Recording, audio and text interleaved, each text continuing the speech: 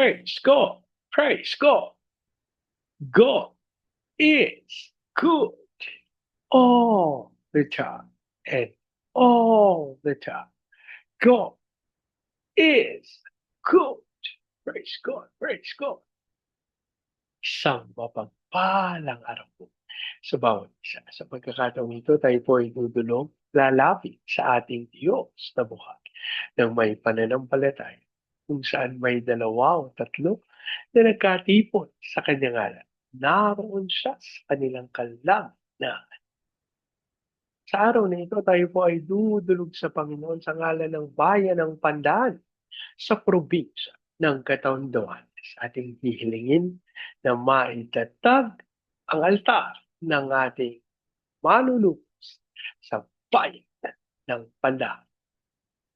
Maibutan sa atong mga kaigsuunan diha sa Visayas ug sa Mindanao. Bisan pa katong atong mga kaigsuunan nga anaa sa Luzon ug sa laing nasod. Dalaygo ang Ginoo sa wala katapos.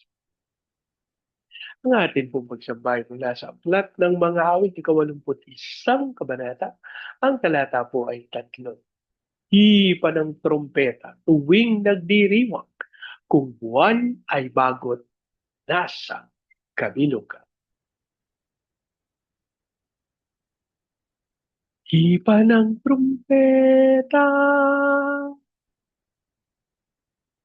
hipa ng trompeta, hipa ng trompeta, nagdiriwang.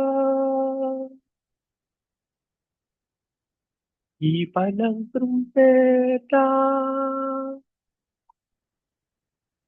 hipa ng trumpeta, hipa ng trumpeta. Tuwing nagdiriwang, buwan ay bago, nasa kabilugan. Kung buwan ay bago, nasa kabilugan. Hipa ng trumpeta.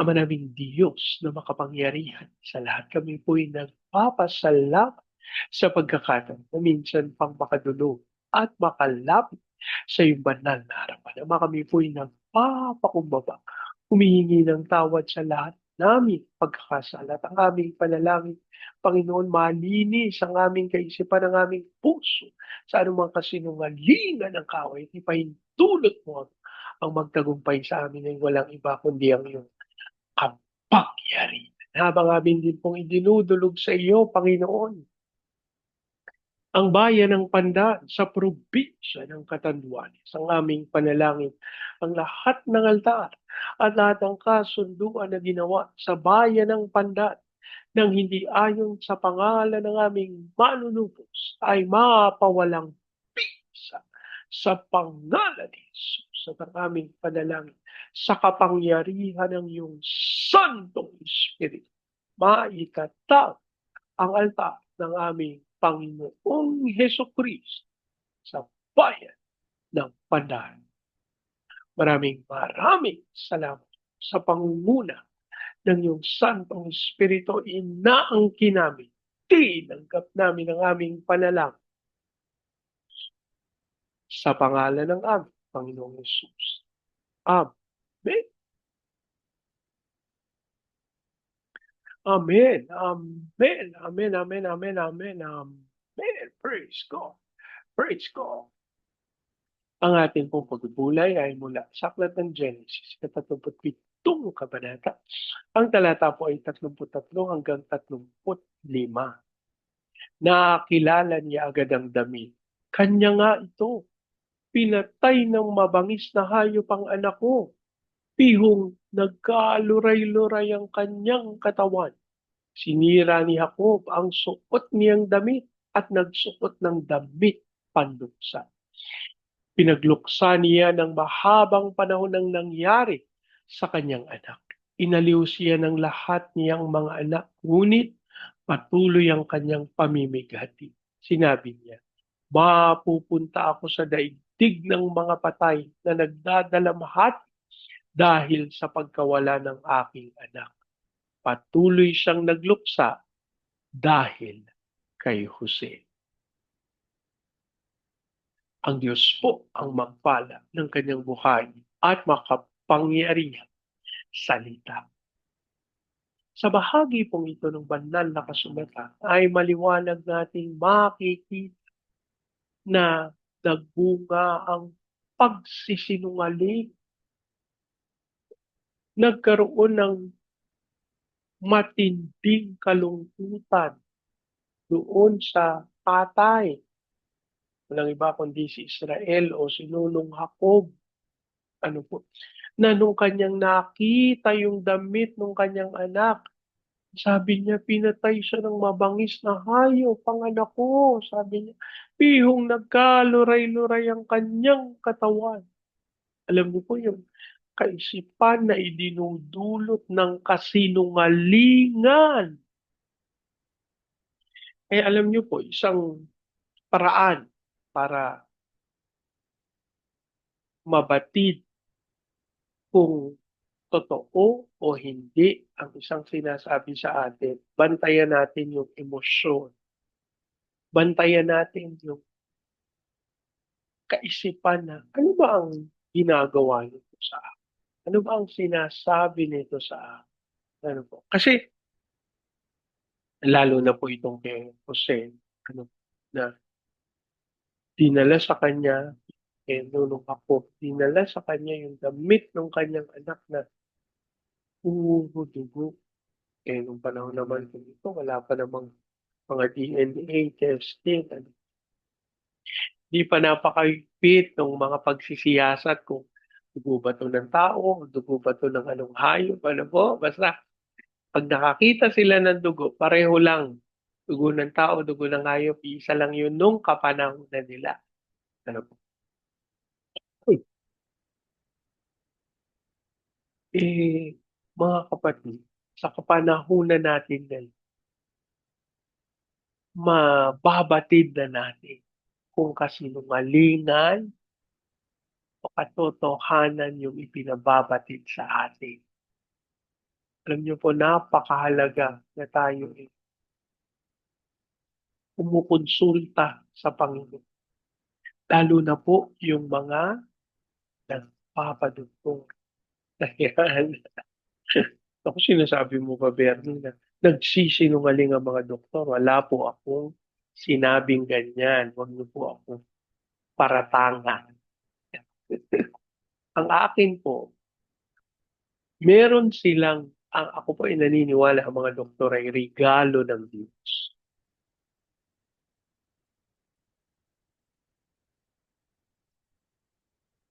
Samantalang sila po ay nagbigay ng panahon, ng oras na mag-aral, mabatid yung kanilang espesyalisasyon.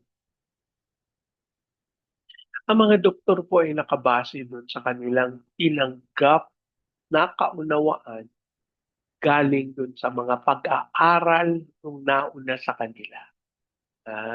No? So, tayong mga mananampalataya, hindi natin sila kalaban. Hindi ko sinasabi sa inyo. Naku, huwag kayong maniwala. Hindi po. Ang kanila pong inaral dito sa physical. Ano po? Na pagka uminit ang pakiramdam ng isang tao, sisiguraduhin nila kung ito nga ay lagnat o ito ay bunga lang ng, di ba, nagpa-araw. No? Di ba po? Yung mga ganitong bagay. So, gagawa nila yan, ah, lalagyan nila, titingnan nila, i-identify nila saan galing yung init, no? Bakit mainit? So, yan po mga bagay. Wala po tayong problema dyan. Pero, pagka po sinabi sa inyo ng doktor, ang nalalabing nyo na lang buong buhay ay 3 buwan. dahil kayo po ay may sakit na cancer, 'no?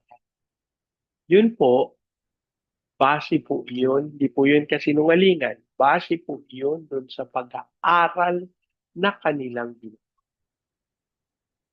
Eh, paano tayo? Lumalakad tayo sa katotohanan at sa kapangyarihan ng Santong Espiritu. Anong gagawin natin? Tititig lang tayo, ano? Ah, siguro tama nga yung sinasabi ng doktor. Yun po yung pagkakaiba on our part. Kasi po tayo po lalakad sa pananampalataya.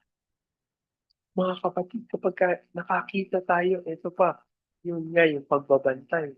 Kapag nakakita tayo ng hindi tama na mga ah, ipinapaniwala sa mga tao, tititig na lang tayo. Hindi na tayo gagawa ng paraan na maipabatid sa kanila ang katotohanan. Hindi po yan gusto ng Diyos. Kung hindi ang kalooban ng Panginoon, talagang ihatid natin sa katwiran, sa katotohanan ang bawat nilalang sa ganitong paraan.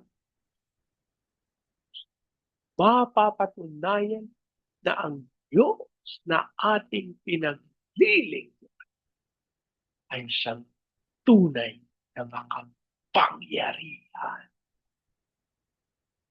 Alam niyo po, ako, personally, I may decide to take hold of the truth and goodness of God.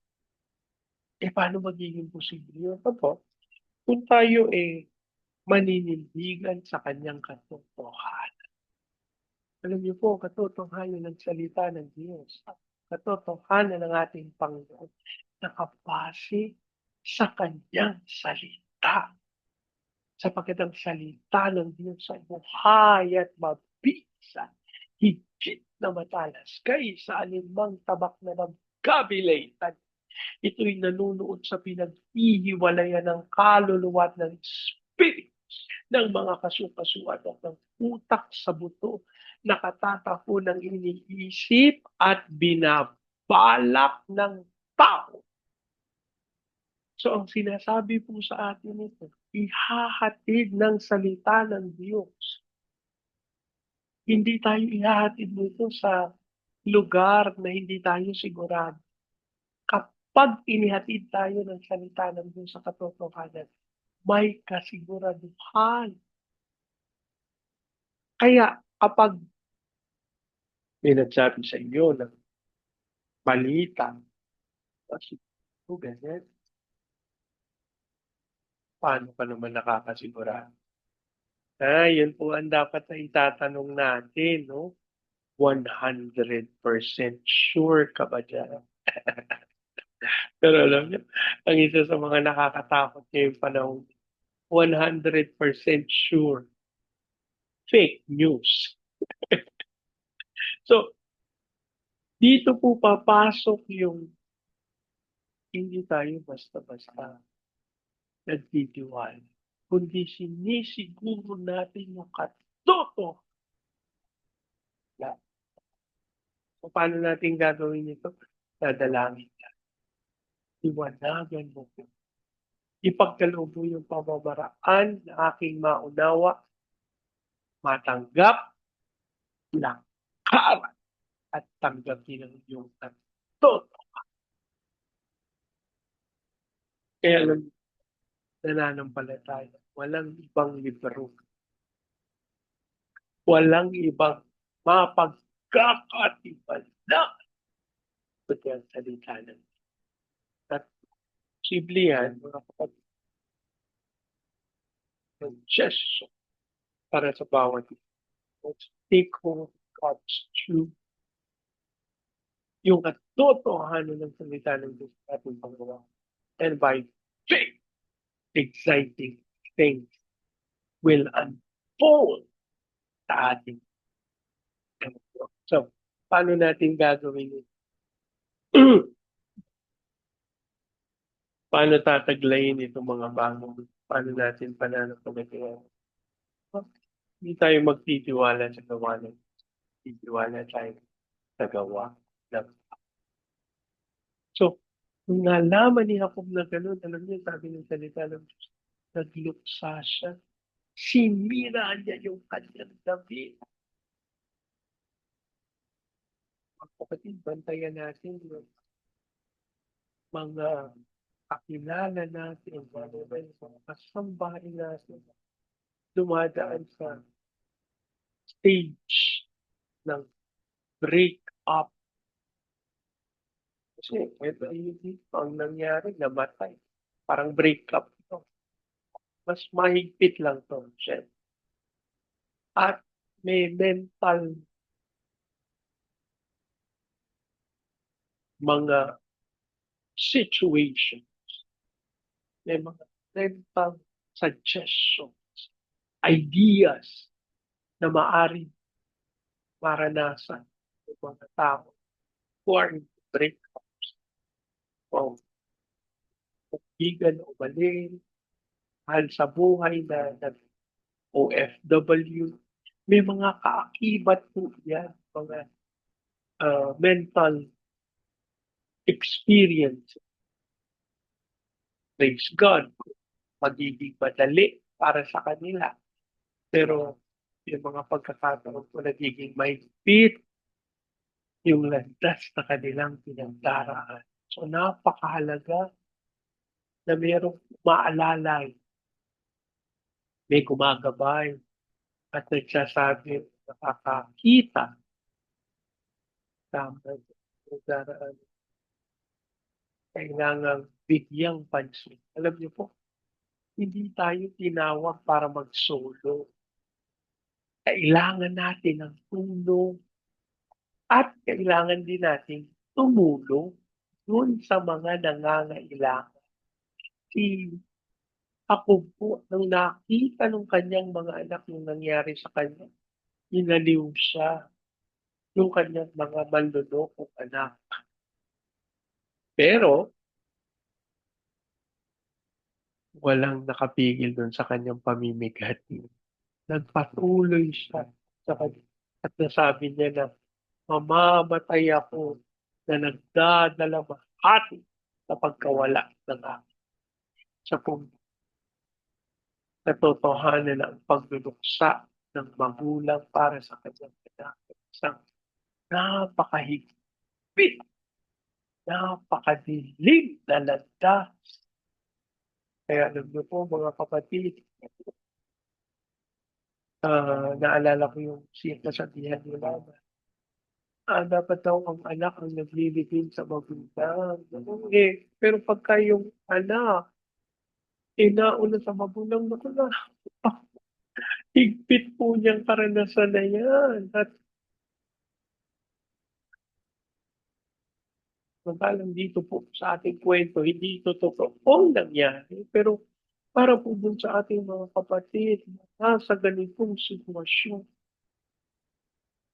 kailangan natin silang tulungan, alalayan, gabayan, tayo po ay gumawa ng paraan na hindi na makakabigat. Alam niyo, yung usapan namin nung sa kong kapatid, isang kapatid sa Panginoon, na ang kwento sa patay, puro magaganda lang. Huwag na nating pagkwentuhan ito. Iyan, nandun. Huwag na natin yung pagkwentuhan, no? Ayan, no? Oo, samantalang pwede po itong totoo. Kasi wala na pwedeng magtanggol sa kanyang sarili. Pero alam mo po, isa sa aking panukala, pag tayo na nasa burol, nasa lamang, huwag tayo napapulso ng negative. Puro magaganda lang kwentuhan natin. So, kasi una sa lahat, mabigat na yung pinagdadaanan ng pamilya na namatayan sila, nawalan sila ng mahal sa buwan. Tapos pagkukwentuhan natin, mga hindi magaganda pinagkagawa ng nabubuhay pa siya. Huwag po. So, ako po ang aking suggestion Pag wala tayong sasabihing positibo sa buhay, huwag na tayo.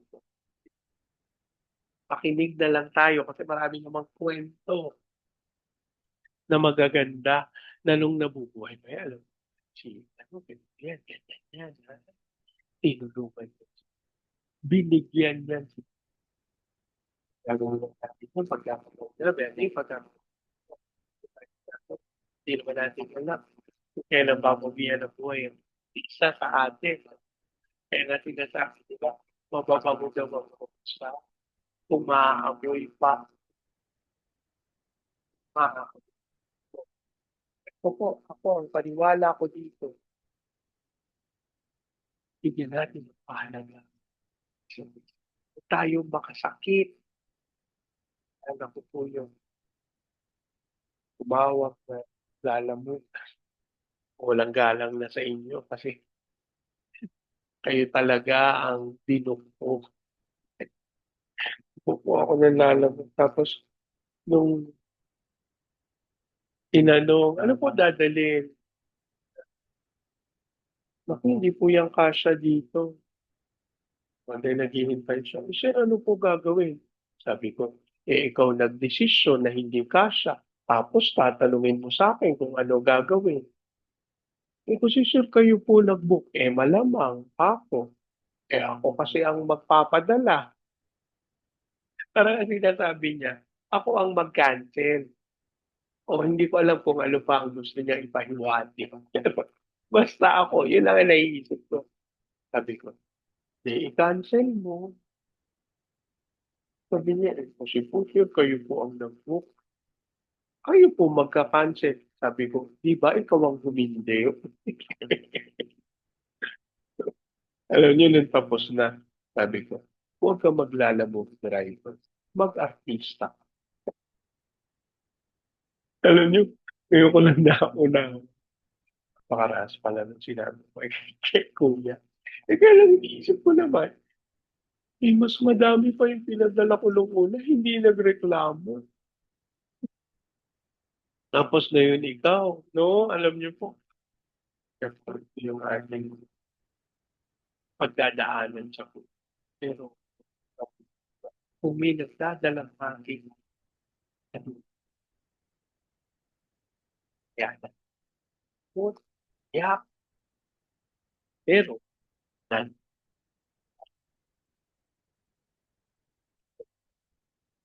nakakabot pa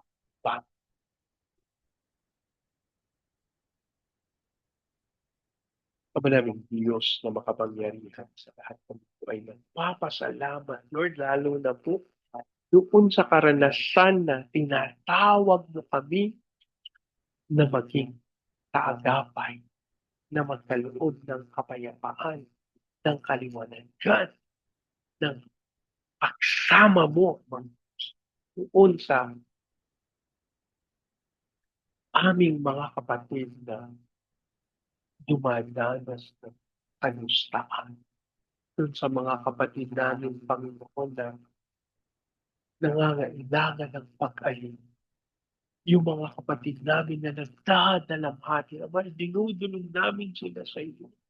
Batid namin na hindi sapat yung maari namin gawin na pag-alo sa kanila. Ama, kami po'y kalooban mo ng karunungan na hindi kami makasalita ng masasakit laban doon sa mga kapatid na pumanaw. At sa pangalan ni Jesus, kami po ay ihatid mo sa katotohanan ng pagkalinga, linya, Panginoon, sa mga nangangailangan ng pagsama. At sa pangalan ni Jesus, kami po ay nananal. May tagumpay kapag po na ikaw ang nanggaling.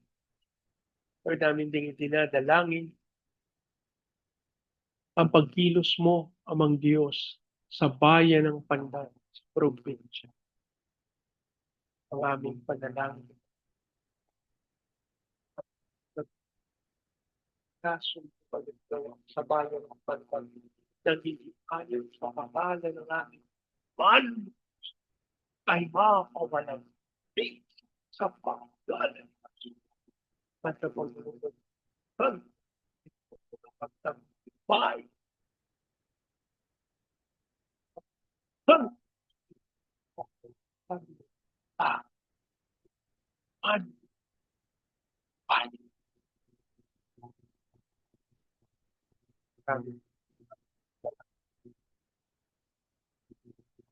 Ibigay alam at ng aming Panginoong Jesus.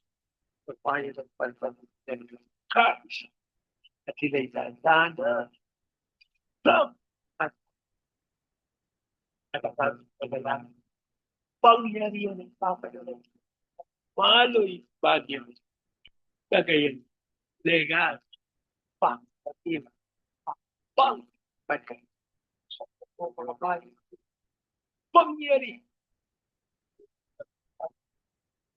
Pagbuda. Pag-anin. Bayan. Yan sa handi. Kaya maranasan din nila paglang at umali yung undisyon ni God.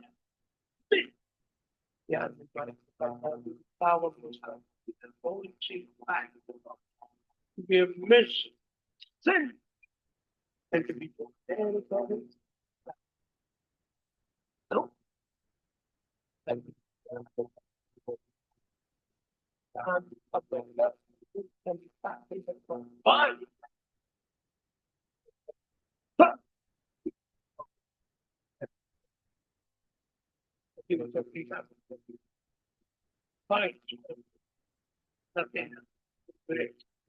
judicial, believe, law, to declare faith.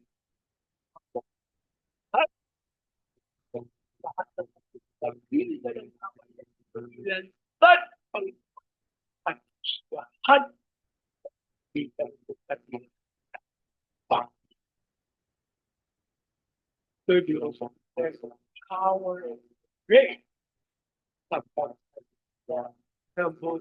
Yet, love, violence, Malaysia, Singapore, Indonesia, Lord, nangyari ko sa aming pagtulong sa bayang ipabago mo yung apoy ng kapangyarihan na natin nilang sama sa pangalan at lumanoy ako.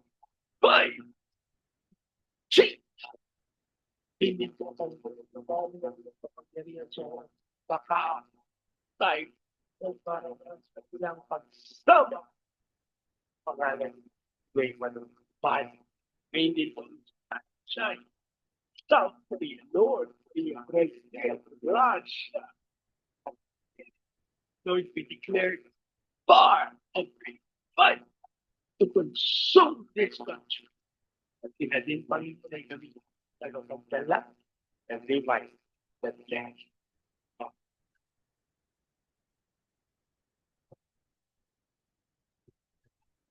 We declare peace over believing that God cheat.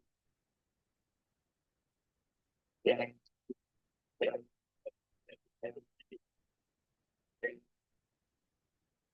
Lagi po natin tatandaan sa anumang pagsubok, problema, kahirap sa shit karamdam ay idudulog lalap, tatawa sa Panginoon dahil sa Diyos walang sin. Kaya, palitin ko,